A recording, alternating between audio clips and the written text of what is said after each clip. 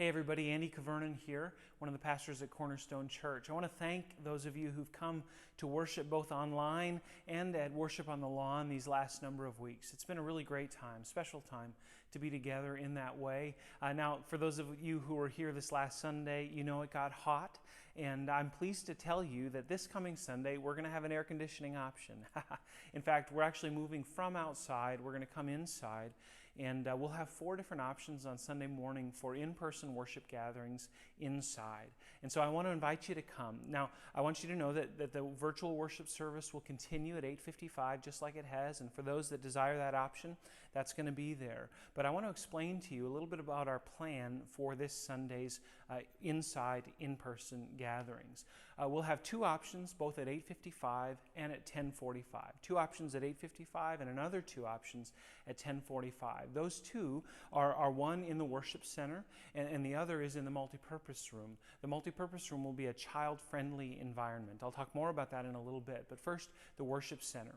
In the worship center, we'll have a 25% capacity cap, meaning we'll cut off how many people can come at 125, and that's data that we understand is important to stay under that 25% limit, and so that's what we'll do. We'll ask you to maintain social distancing in your seating. What we're going to do is rope off every other row, and between services we'll switch where the ropes are so that nobody has to sit in the same chair as somebody else in the same morning. We think that'll work really well. And we'll ask you to sit with family units. If you're by yourself, that's awesome. We want you to come. We'll just ask that you maintain 6 feet between the person or the group next to you. And we will ask you to come in through the main doors in the newer part of our building and to exit through those same doors. Okay, so that's the option for the worship center. It'll all be a live worship service, just like we've had in the past, and it'll be a great time to be together. Now, for those that come to the child-friendly environment in the multi-purpose room, there'll be up to 50 slots available for each of those services, and that'll be a simulcast from the worship center. So you'll be able to watch the service and participate in the service on the screen. We will have a live presence with our pastors over there, and to greet you and help you get situated and whatnot. We really want to be able to see you on Sunday. And that's an environment that is specifically geared or encouraged for children. And so if you have children, this is a great place for you. We're going to have butcher block paper set up on tables. We'll have activity bags. We'll have some snacks available for the kids. And if you want to bring your own snacks, your own activities, that's great. We just ask that you have them quiet. I know some kids' activities are really fun and really loud for obvious reasons. Leave those ones at home and bring the quiet ones. And we'll ask you to enter and exit through the Education Center doors, so the blue building doors over there. Now, we do need to ask you to register for these services in order that we plan for the capacities that we're talking about. And so we'd invite you to do that. You can do it online, cornerstonemarshfield.com. You can do it on the Church Center app. And for some reason you're not able to register, you don't want to, for whatever reason, you can still come.